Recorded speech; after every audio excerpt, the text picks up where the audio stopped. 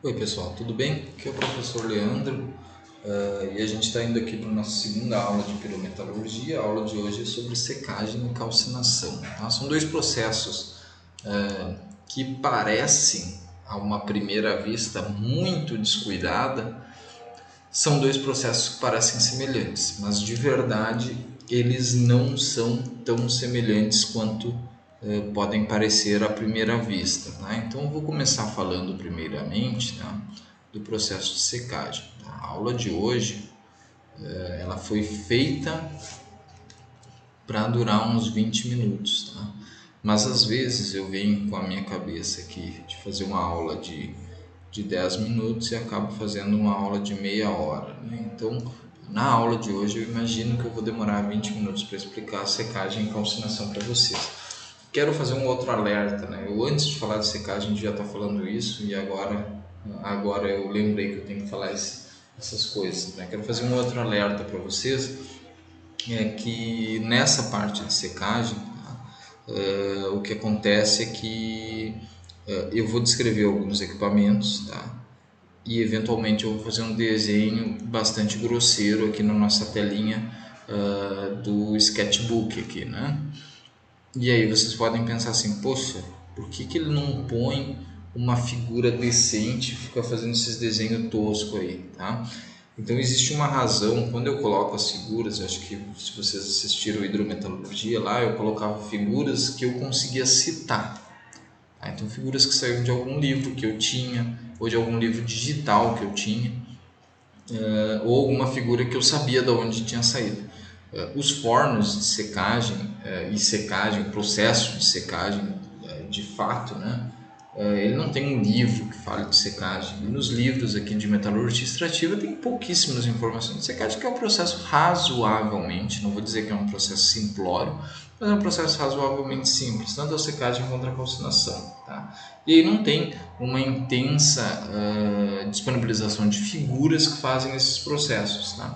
Então, o que eu acho sempre na internet são algumas figuras comerciais de equipamentos que estão sendo vendidos ou de empresas que vendem equipamentos, tá? Os fornos de secagem.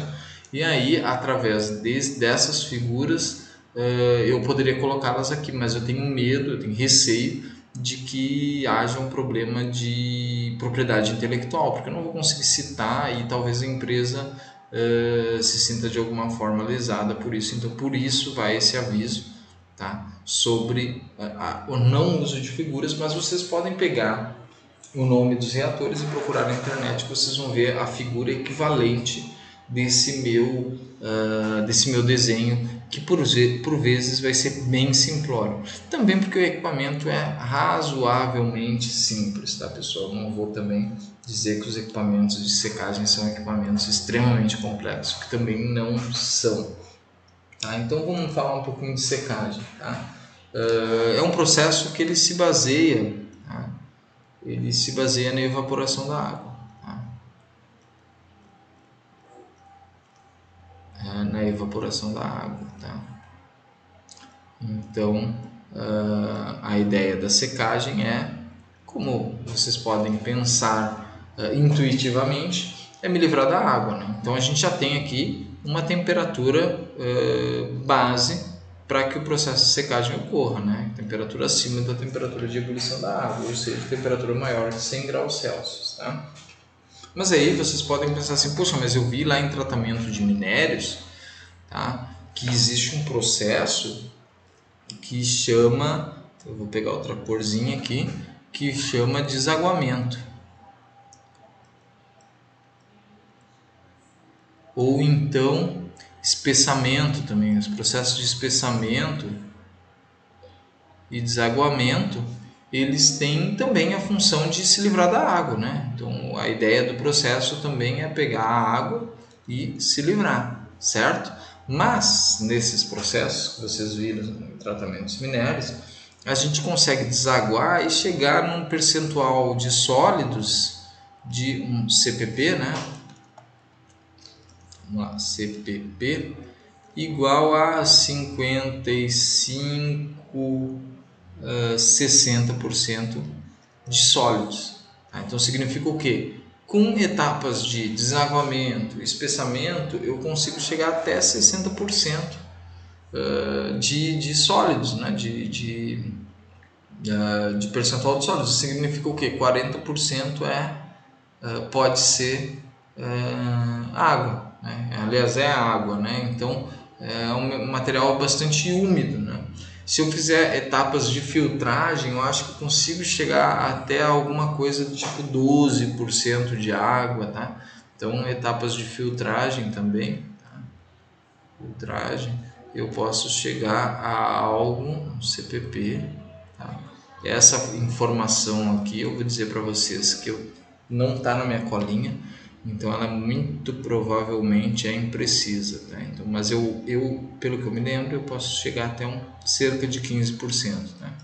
Então aqui um detalhe que a informação é imprecisa, eu não consultei no livro, estou falando pelo que eu me lembro, tá?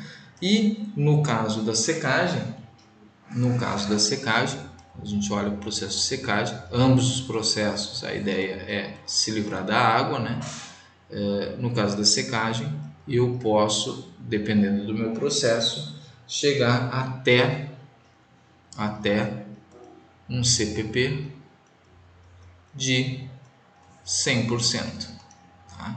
Eu posso querer secar toda a água. Claro que isso industrialmente, né? Quanto mais eu querer secar, mais caro vai ficar, porque mais tempo vai demorar ou mais energia eu vou precisar usar, né? Então, dificilmente a gente faz um processo onde a gente tem a temperatura, o objetivo de secar 100% ou me livrar de 100% da água, tá? Então, raramente isso é o objetivo da nossa secagem. Normalmente os objetivos aí, e eu vou falar aqui, vamos entrar na parte dos objetivos, e eu vou trocar aqui de cor, né? Porque eu achei que eu ia conseguir falar de secagem e calcinação no mesmo quadro, eu vou ter que fazer um cortezinho aqui para a gente conseguir desenvolver a aula toda a aula de hoje, né? Então eu vou falar um pouquinho do objetivo da secagem. Então a secagem, eu posso falar que ela tem 4 objetivos, tá? Primeira coisa, um dos objetivos é facilitar o manuseio. Vou escrever, tá? Se vocês estão em casa também fazendo um caderninho, eu estou escrevendo aqui para facilitar esse serviço, tá? Então, facilitar o manuseio por quê?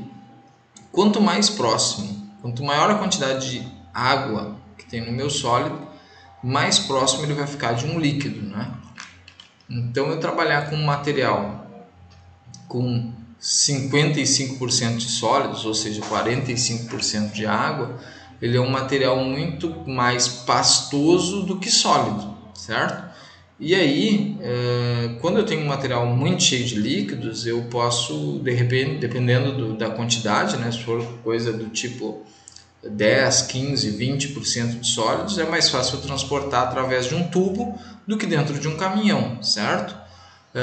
A mesma coisa, conforme eu vou subindo o percentual de sólidos, fica mais fácil transportar num caminhão, mas o fato é que transportar um material cheio de líquido é muito mais difícil, tá? Pelo fato de que a água, né, vai normalmente, não sei se vocês já encheram um balde da água e colocaram areia até um pedaço, vocês viram que mesmo se a gente usar uma pá, é meio difícil de tirar essa areia molhada. Por quê? Porque a água se deposita entre as partículas e acaba formando um material coeso, né? E aí a ideia aqui acaba sendo prejudicado a questão de tanto de retirar, carregar e descarregar esse material dentro de um equipamento, né? Um equipamento transportador, tá? Então a primeira função é facilitar o manuseio, tá?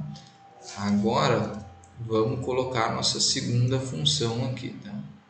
Segunda função, tá? É baixar os custos de transporte, né? Baixar custos de transporte.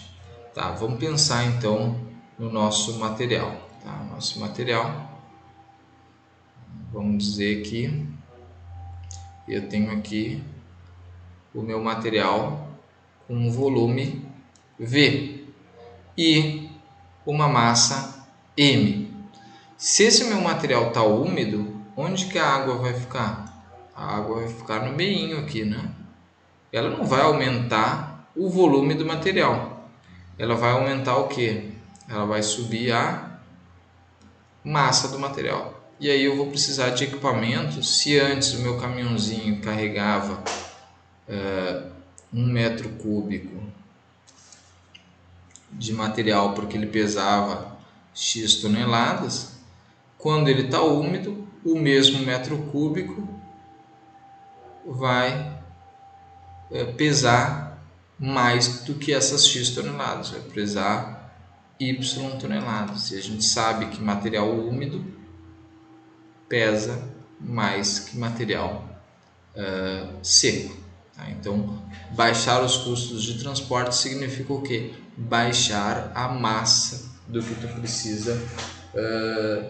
precisa calcular. Tá? E aí tem outra questão, que muitas vezes o preço das coisas é dado em padrões, né? Então a gente tem aqui um material com 20% de umidade é mais barato que um material com 5% de umidade. Tá? Então a gente também, através de processo de secagem, a gente valorizar a commodity, tá? Então a gente seca para atingir um padrão de especificação, tá? Para que o nosso material aumente o valor, tá? Então, como eu disse, um material com 20% de umidade, né, vai custar sempre mais barato que um material com 5% de umidade, eu acho que em maneira nenhuma isso seria diferente, né? Não consigo imaginar uma situação diferente. E aí, uma outra questão é para atingir uma especificação.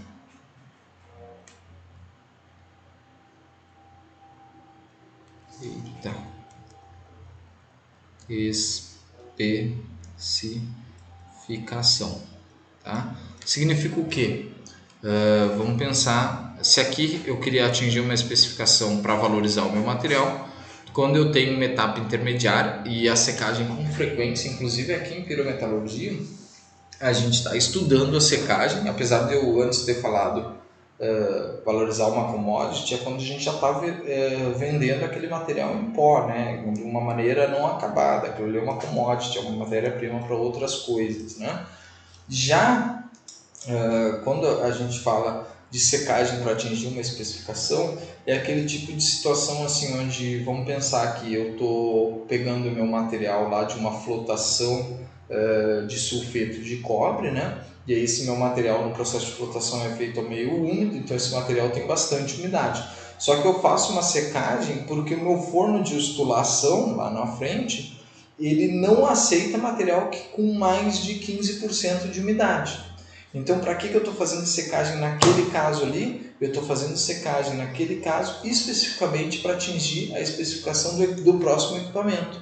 Tá? E aí eu já derrubei minha caneta aqui, mas aí eu já venho para aquela outra coisa, a informação que eu tinha falado aqui. A secagem, eu consigo reduzir a quantidade de umidade a zero, se eu quiser.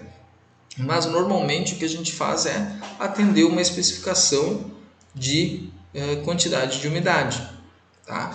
E aí, para que o próximo processo seja viável ou não implique, por exemplo, se a gente está num forno ali, vamos pensar no forno elétrico a ar submerso na produção de manganês. Se eu carrego o material todo úmido, vai chegar numa certa temperatura, se o material chega com umidade, ele não vai conseguir secar todo no forno. E aí, se o material chega úmido lá na zona de alta temperatura, o que vai acontecer? Tudo que tem de água vai evaporar muito rápido. E aí o resultado de uma evaporação muito rápida é uma explosão. Então, esse é o tipo de limitação que a gente vai encontrar por carregar material excessivamente úmido. Então, talvez seja por isso a demanda por secagem. Tá? Então, um dos fatores pelos quais a gente usa a secagem nos processos metalúrgicos, né?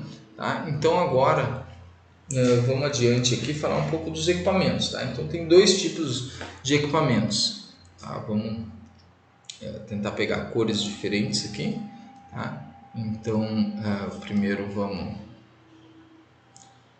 falar aqui dos equipamentos, né? Então a gente tem equipamentos,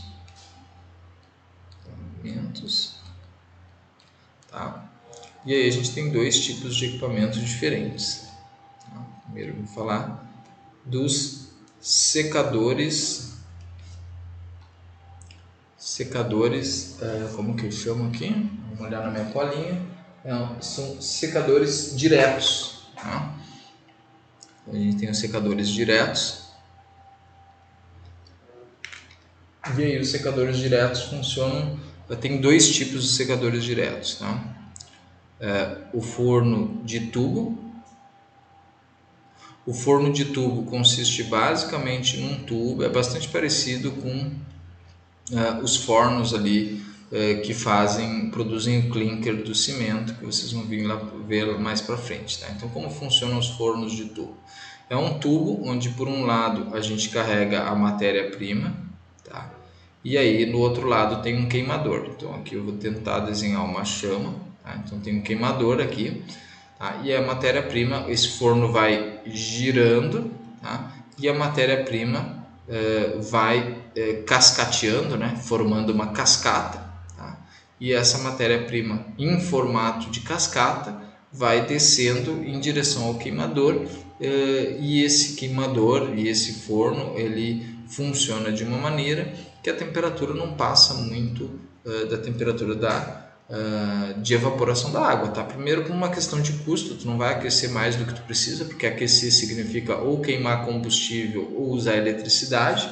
Nesse caso aqui tu está queimando combustível e tu vai queimar mais combustível do que tu precisa, tá? E aí depois por uma questão de que para não alterar o teu material de outra forma. Então aqui tu quer se livrar da água, mas tu não quer produzir, por exemplo, um outro material que não seja o material que tu está carregando. Então se tu está usando lá com concentrado de cobre, tu não quer que haja nenhuma decomposição do teu sulfeto de cobre, porque o teu próximo processo ele quer sulfeto de cobre, ele não quer essa decomposição. Então é importante vocês pensarem nisso. E lá no processo de calcinação vocês vão ver um processo um pouco diferente, que aí justamente o que a gente quer é essa decomposição, tá? E aí o outro é o nosso forno de leito fluidizado.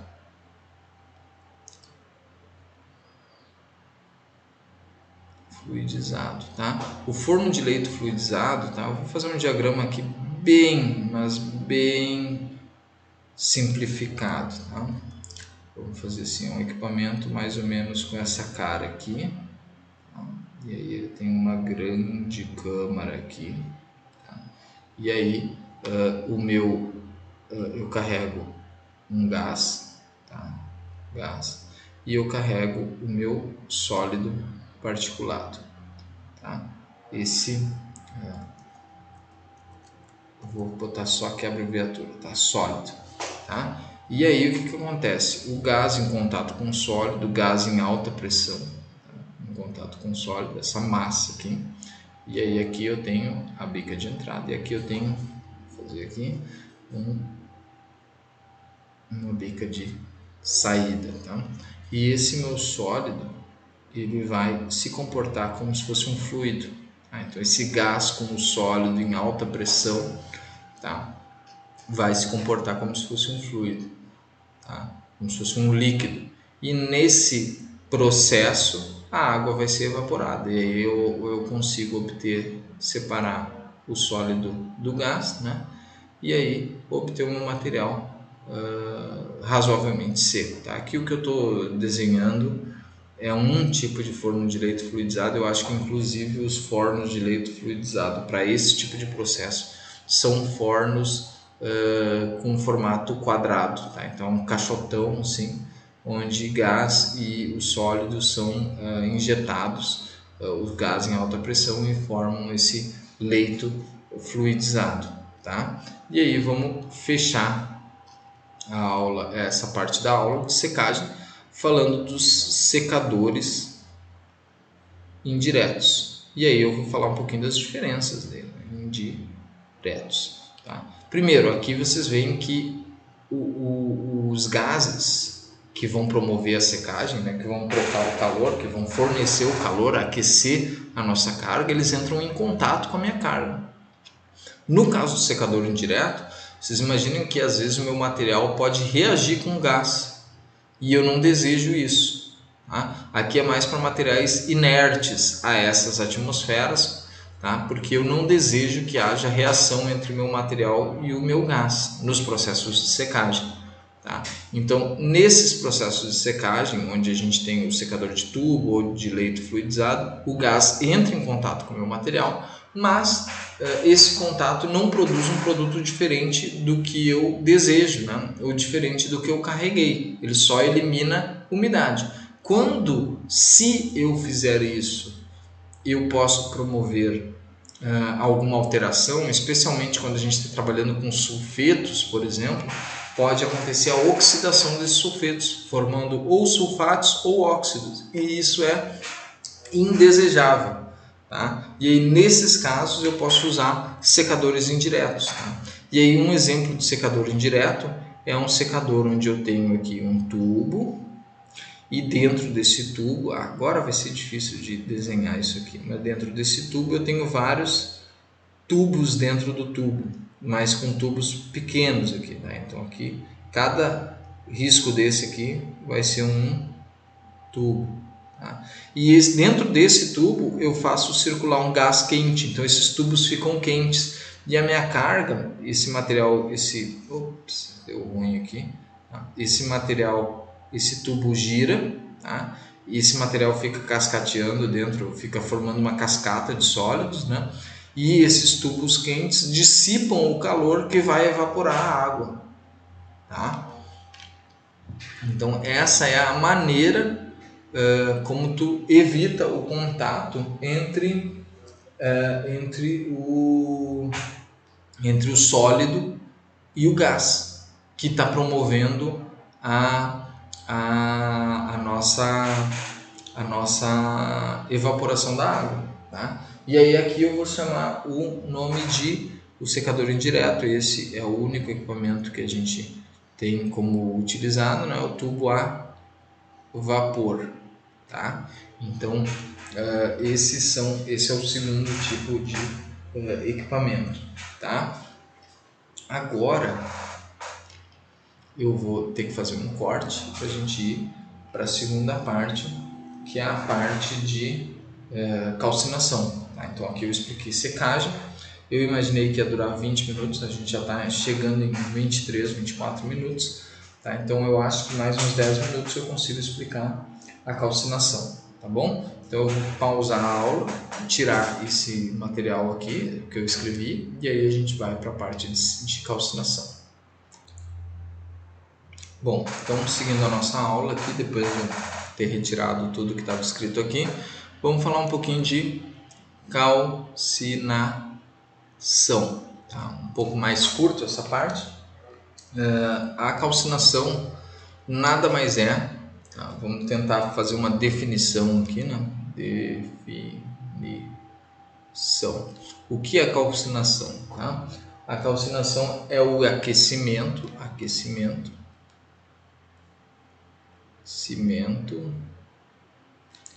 sem fusão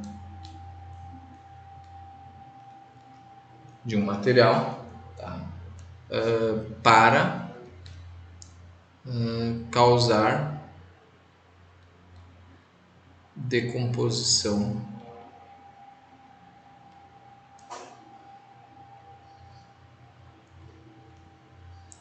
química. Então eu quebro ligações químicas através da calcinação. Tá? Para isso, se eu comparar a calcinação com a secagem, a gente tem temperaturas mais altas. Tá? Então o processo de calcinação acontece em temperaturas maiores do que 500 graus Celsius. Vou dar 3 exemplos para vocês. Existe uma etapa anterior ao processo de produção do magnésio, tá? Pelo processo bolzano, tá? que acontece acima de 500 graus, em que a gente faz o seguinte, a gente pega o carbonato de magnésio, tá? Submete ele a uma temperatura maior que 500 graus e aí vai observar a decomposição dele em MgO e CO2. Tá? Então esse cara aqui está sólido, esse cara aqui permanece sólido e esse cara sai na forma gasosa. Então, esse é um processo de decomposição térmica. Eu elevo a temperatura, a partir da elevação da temperatura eu quebro ligações e removo esse, eu chamo esse aqui de CO2 estrutural. Tá? Ele está dentro da estrutura do meu minério. Isso também acontece lá na produção do cimento e também na produção de fundentes para metalurgia. A gente às vezes carrega calcário direto, né? Então isso acontece dentro de um forno, né? O alto forno, por exemplo, quando a gente carrega calcário em vez de cal, né? Dentro do alto forno acontece a reação de calcinação do calcário, que vai resultar em que? CaO sólido mais CO2, o CO2 estrutural é perdido na forma gasosa. Tá? Para isso a gente precisa de temperaturas maiores que 900 graus. Quando a gente tem dolomita, por exemplo, a partir de temperatura de 500, dolomita é um carbonato misto de cálcio e magnésio, né? Então ele a partir de 500 graus começa a ocorrer a calcinação desse carbonato, mas no caso do calcário a temperatura é de 900 graus, tá? Então a gente tem de novo a decomposição e a saída a remoção do CO2. Então a gente pode dizer que a calcinação ela ocorre por remoção do CO2 estrutural. Não só isso, também no caso aqui da produção de alumina a partir da bauxita, a gente tem aquela última etapa do processo. Se vocês olharem lá no curso de metalurgia de não ferrosos que eu ofereço lá no técnico, né? A última etapa do processo de obtenção da alumina é uma etapa de calcinação, onde a gente tem aqui no fim ali do processo de lixiviação, da precipitação, a gente vai ter 2AlOH3 ou 2 hidróxidos de alumínio, né? E aí submetendo esse material a temperaturas superiores acima de 1000 graus, tá? De 1000 graus Celsius, a gente vai obter o que? A gente vai obter a nossa tão desejada alumina mais 3 águas, tá? E é a nossa água estrutural. Aí eu falei da semelhança entre calcinação e secagem. A calcinação, eventualmente, eu posso querer me livrar da água. A diferença é que uma é a água da umidade, que está presente ali junto, né? E a outra água, no caso da calcinação, é a água presente na estrutura química do meu mineral. Tá? Então, aí a diferença entre um processo e outro. Tá? E aí, esses são os processos de calcinação e, eventualmente, tá? Eles acontecem, a gente às vezes adiciona ou dolomita, ou calcário, ou magnesita dentro de fornos, né? Lembrando que a fórmula química da dolomita é os dois juntos, né? MgCO3 ponto CaCO3, tá? Então essa aqui é a dolomita, né? Aqui a gente tem magnesita e aqui o calcário. Tá? Então, eventualmente, a gente carrega esses materiais como fundentes e eles sofrem calcinação dentro do reator que me interessa. Mas eu estou falando aqui de quando o processo é feito só para isso. Então, a gente tem casos onde a gente não quer carregar no nosso forno lá o cal, né, o calcário, e aí a gente precisa produzir o CaO e aí a gente tem que fazer um processo de calcinação. Eventualmente, no caso da produção de magnésio, a gente entra no forno com MgO, não dá para entrar com magnesita, tá? Então, e como que é o forno que faz essa calcinação? É um forno muito parecido com o forno de cimento, tá? Que eu descrevi anteriormente, o forno de produção de clinker, tá? Ele é um forno rotativo, tá? Então ele tem aqui uma engrenagem que faz ele girar como um todo, né, formando uma cascata de material particulado, e aí no fundo do forno a gente tem um queimador, tá? E esse queimador eleva a temperatura às temperaturas que a gente precisa, e na parte superior do forno a gente faz o carregamento da carga, tá? E aí a partir disso a gente consegue fazer a decomposição do nosso material, tá? Tanto dependendo do processo, a gente está trabalhando com material 500 graus, dependendo do processo 900, dependendo do processo a temperaturas maiores que 1000 graus. Então é bastante importante que vocês compreendam o processo, as diferenças entre o processo de calcinação e secagem, tá? E também compreendam o que é cada um dos processos, tá? Então é bastante importante que vocês compreendam isso, tá?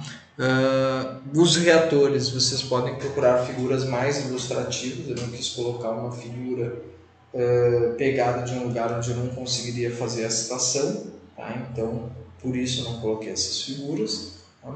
E também porque eu gosto de usar o mínimo de recurso possível, porque eu gosto de imaginar que essa aula que eu daria, eu conseguiria pegar essa aula e dar numa sala de aula, e eventualmente eu não tenho projetor nessa sala de aula, então eu sempre tento fazer com o mínimo de recurso possível, tá? Então acho que a aula de hoje, diferentemente do que eu imaginei, que seria 20 minutos, ela demorou um pouquinho mais, vai ser desses 31, 32 minutos, tá? Eu agradeço de todos a atenção, tá? E a qualquer dúvida eu estou à disposição para a solução, desde que eu saiba. Se eu não souber, a gente busca junto a resposta, tá bom? Então, obrigado a todos pela atenção e até breve, tá? Tchau, tchau e até!